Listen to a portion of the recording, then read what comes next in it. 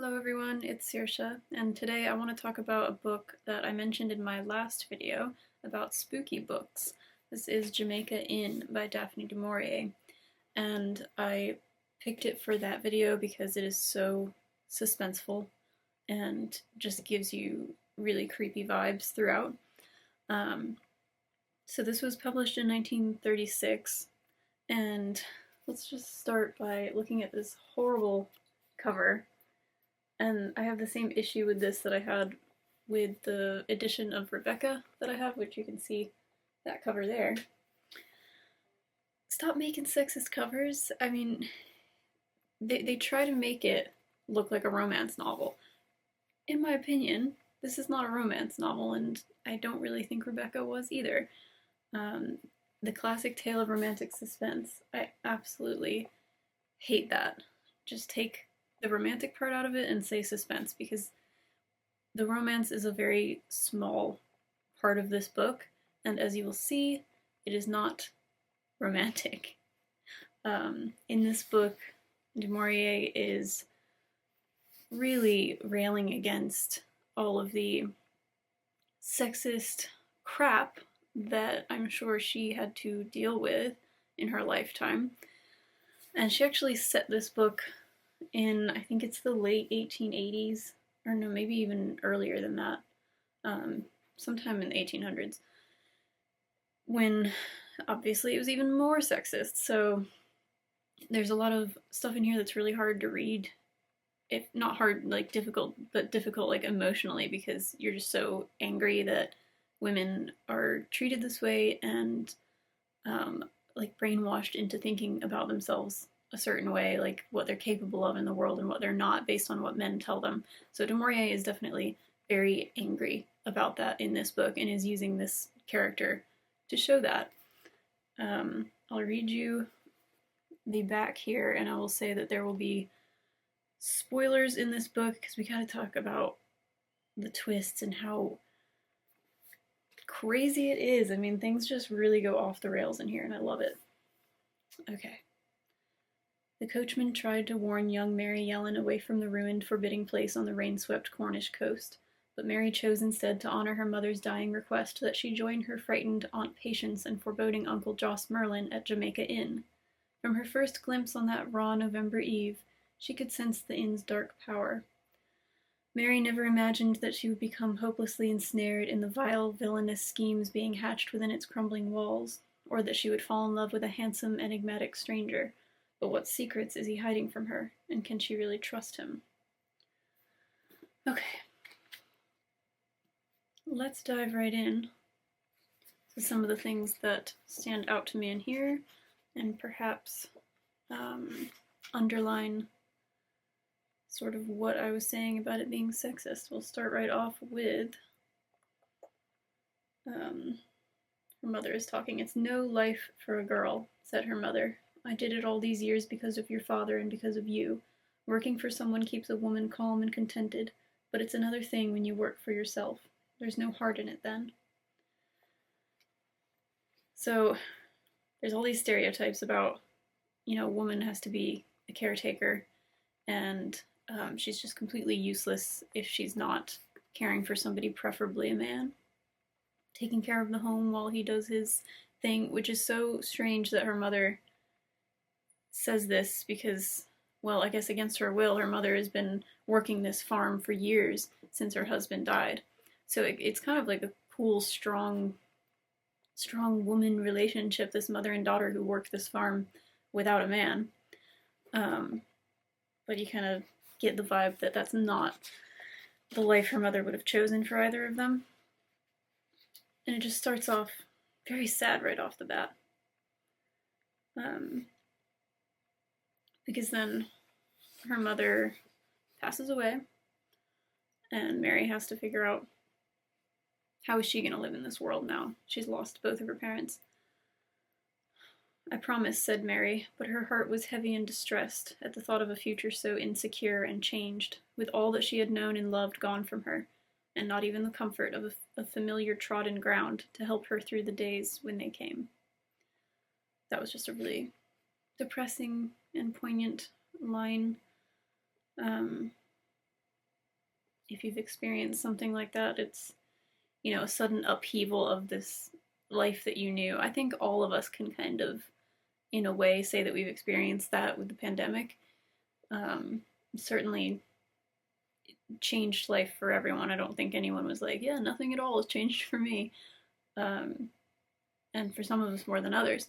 So that massive upheaval that she experiences, where she's lost both of her parents, pretty much her whole family, and now she's being told to live with this distant aunt who she hasn't seen in forever.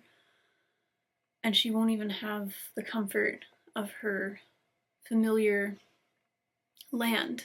You know, she's going somewhere a lot less. What's the word? I mean, let's just say it's kind of like she's going from the Shire to Mordor, if you will. Really comforting in farmland, and then this windswept, desolate, creepy place. That's where she's going to end up.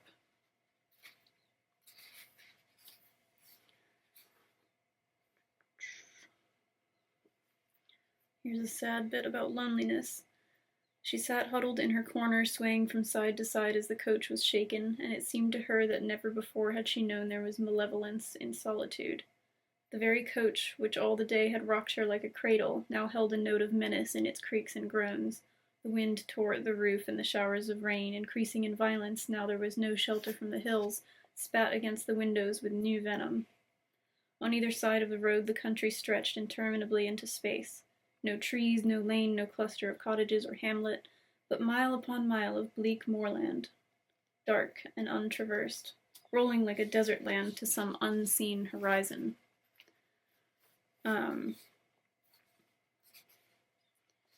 So what I love about this book, and I know other people take issue with, is the extremely fanciful, descriptive, flowery language. I think she just does an excellent job of painting a picture of this landscape. Now, I have been sort of to this area, but it was so many years ago. But I did read that, was it du Maurier? Somebody was making a comparison between Cornwall and the Yorkshire moors where the Brontes grew up, and they thought that was really interesting that those two landscapes have a lot of similarities, and how obviously that landscape inspired the Brontes to write these windswept, sort of epic, sometimes romances. I mean, you really think of Wuthering Heights when you think of that part of England. I can't remember where I was going with this. I hope just that when I'm reading this, kind of my only point of reference is the Yorkshire moors, and this is much more coast based, so then you add in that whole extra spooky element of the sea mist and what we're going to get to, which is the bad things that happen to ships. Okay, so here we have some more setting description, which is fantastic. No human being could live in this wasted country, thought Mary, and remain like other people. The very children would be born twisted, like the blackened shrubs of broom, bent by the force of a wind that never ceased, blow as it would from east and west, from north and south. Their minds would be twisted too, their thoughts evil, dwelling as they must amidst marshland and granite, harsh heather and crumbling stone. Beautiful, perfect description of setting. Like, you could just give me that and that would be probably enough, but she does it throughout the book in different ways.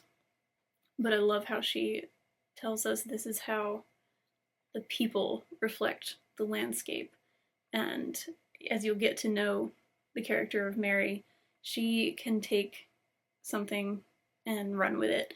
And she's very much like the unnamed narrator from Rebecca in that way, that she can kind of just latch onto a weird thought and spiral with it until it becomes something immense and terrifying. But this character, we will learn in this next bit that she's well, she's kind of a chaos addict, so she's doing this spooking herself thing and probably enjoying it. However grim and hateful was this new country, however barren and untilled, with Jamaica Inn standing alone upon the hill as a buffer to the four winds, there was a challenge in the air that spurred Mary Yellan to adventure. It stung her, bringing color to her cheeks and a sparkle to her eyes. It played with her hair, blowing it about her face, and as she breathed deep, she drew it through her nostrils and into her lungs, more quenching and sweeter than a draught of cider. She went to the water trough and put her hands under the spring. The water ran clear and icy cold. She drank some, and it was unlike any water she had drunk before, bitter, queer, with a lingering peat taste like the smoke from the turf fire in the kitchen. It was deep and satisfying, for her thirst went from her. Okay, so she's now she's gone from being really bereft and just deep in her grief and thoughts of what am I going to do, how am I going to survive in this new weird place, to, oh, this is all very scary and strange and different, so that might equal adventure. So yeah, she is for sure a chaos addict. She is that character that runs toward the bad thing in horror movies, and I feel in this book it's kind of earned that that characterization, because usually in these horror movies it's like, why are you doing that? Why are you running toward the bad thing? But we know from the get-go that Mary she's like this, you know, she doesn't have much else to hold on to aside from this spirit of adventure, and so she just leans into it.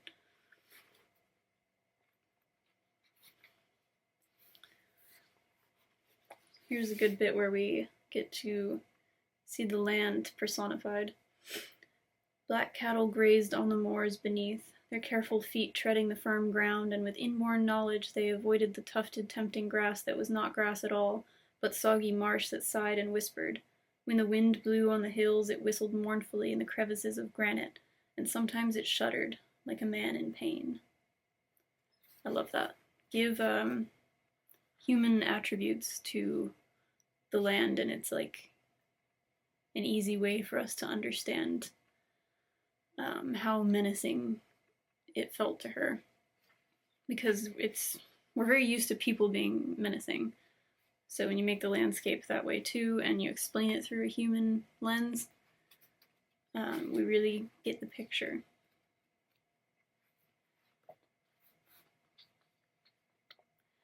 Okay, I think this is this is like a really long page here, but I have to read this because here's where she's sort of justifying when she falls in love with Jem, who is her Uncle Joss's brother. And we find out that she has this very, very bleak outlook on love. And that really relates, obviously, to her, her constant talk about, oh, I'm a woman, so I can't do this. And she's not saying, like, poor me. She's saying men make it this way.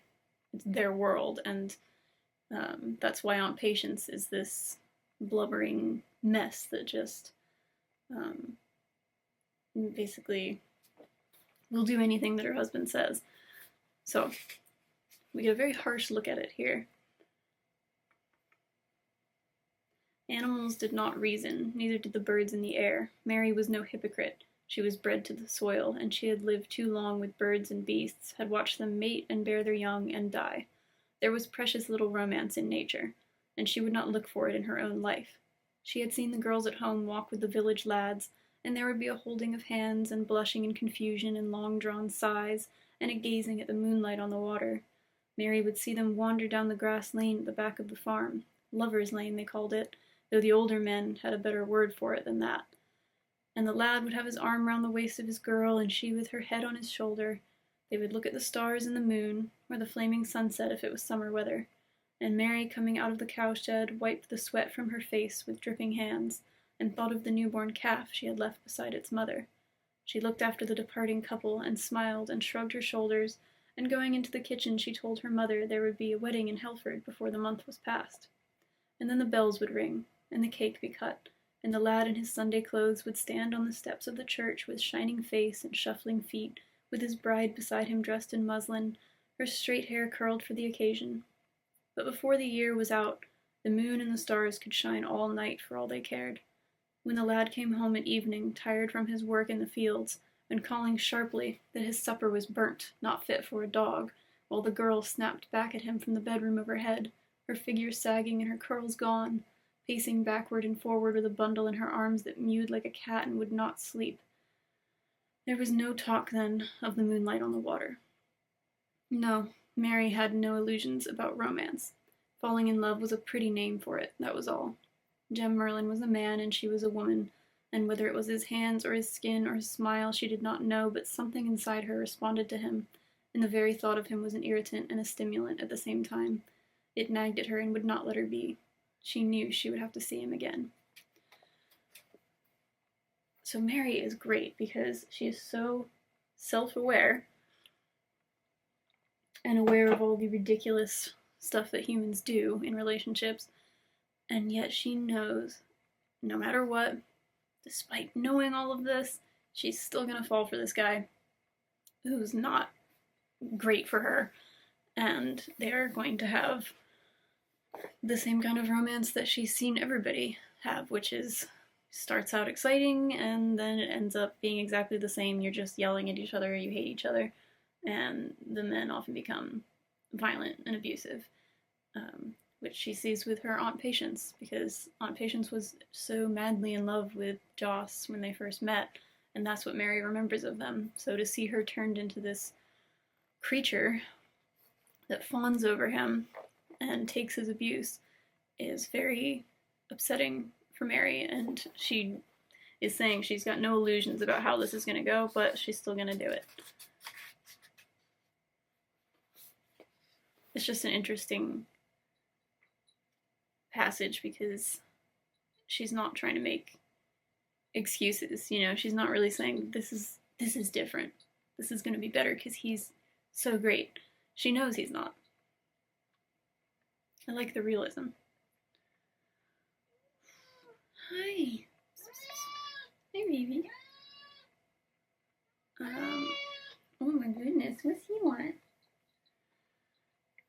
Now, what is this part? She had prayed for peace of mind and security. She had asked that her mother might be spared to her long, and that the farm should prosper. For answer came sickness and poverty and death. She was alone now, caught in a mesh of brutality and crime, living beneath a roof she loathed, amongst people she despised, and she was walking out across a barren, friendless moor to meet a horse thief and a murderer of men. She would offer no prayers to God this Christmas. So that was a little bit, that was a little shut up to everybody who says, it gets better. Life always gets better. Like, just keep going. Sometimes it doesn't. Sometimes it just doesn't. And no amount of praying is going to make anything improve. In this case, she prayed and her mother still died and still lost everything, and now she's in this unimaginable situation. So again, some more realism.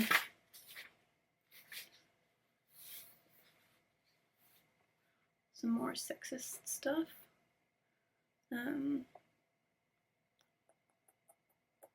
This weakness would be a drag on her. I think she's talking about the weakness of being in love with Jem. And make the four walls of Jamaica Inn more hateful than they were already. It was better to bear solitude alone. Now the silence of the moors would be a torment because of his presence 4 miles distant from her. Mary wrapped her shawl around her and folded her arms. She wished that women were not the frail things of straw she believed them to be. Then she could stay this night with Jem Merlin and forget herself as he could forget, and both of them part with a laugh and a shrug of the shoulder in the morning. But she was a woman, and it was impossible. A few kisses had made a fool of her already. She thought of Aunt Patience trailing like a ghost in the shadow of her master, and she shuddered. That would be Mary Yellan, too, but for the grace of God and her own strength of will. So it's really, really depressing. You can see her leaning more into these ingrained beliefs that she's been brought up with and that she's been forced to really face head on when she gets to Jamaica Inn. These beliefs that she is inferior and that her life will go a certain way because she's a woman and there's just no way around it. And you know that that's not really her, like she wants to fight against that. But she sort of just, I don't know, she has this way of going with the flow, and while she is a fighter, she also just lets things happen.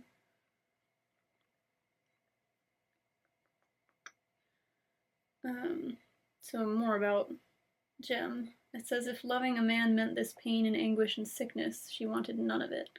It did away with sanity and composure and made havoc of courage. She was a babbling child now, when once she had been indifferent and strong.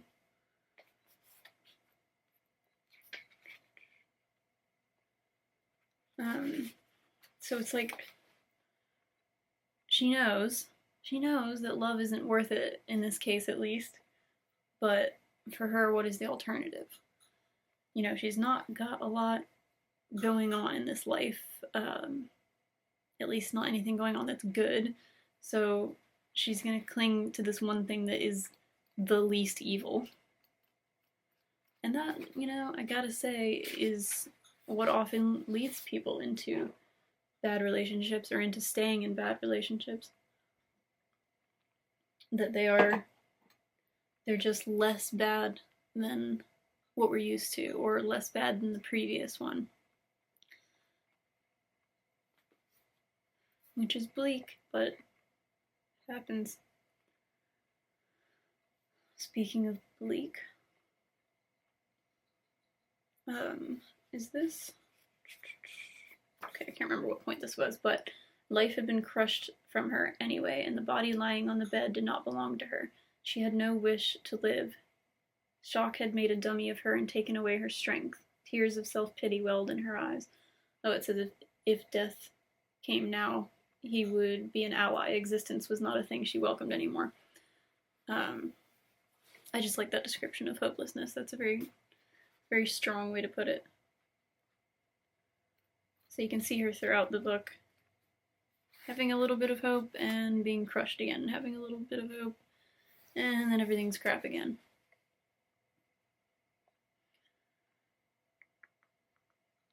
Mary entered her own little room above the porch and closed the door, turning the key. Her heart beat fast at the prospect of adventure, and she could hardly tell whether excitement or fear had the mastery. So there we go, there's a perfect example of she is like the characters in scary movies. She would like scary movies, I think. Because look at this girl, she just loves being afraid. She couldn't tell whether excitement or fear had the mastery. It all feels the same to her. Yee. I get it. I do get it.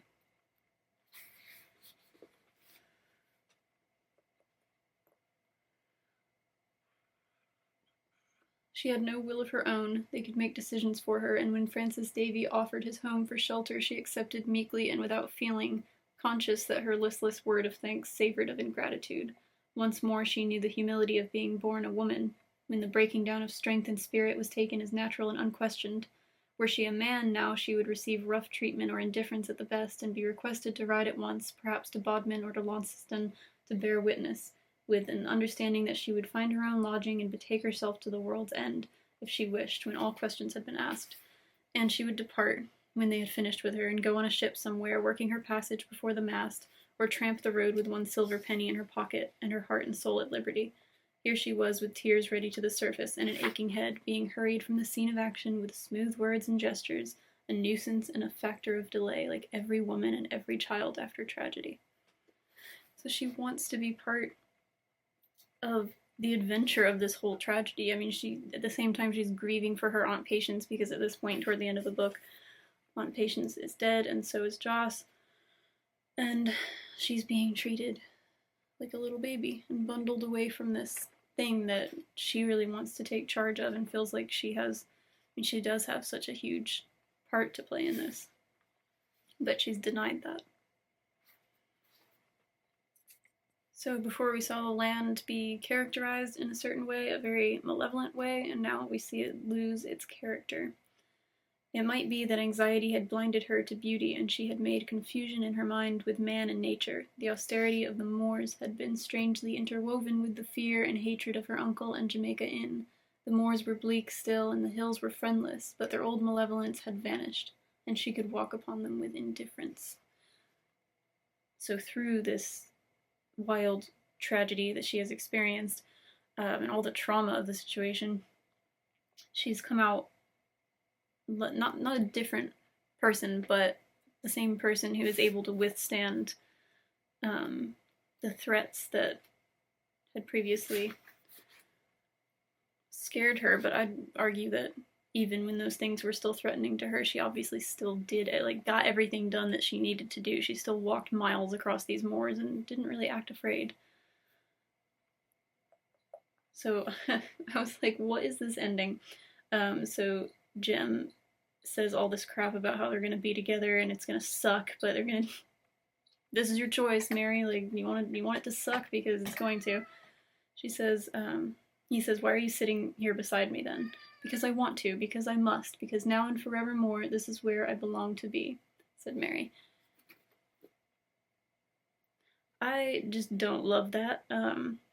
But perhaps it is this realistic outlook that there will never be a happy ending for these two people, and Mary, the chaos addict, she would rather have turmoil than peace, which is what we've seen her prove time and time again, so I guess that the ending shouldn't be that surprising, but it is like, why couldn't she just go back to her village like she was going to and just be peaceful, if not happy? Yeah, what are your thoughts on that ending?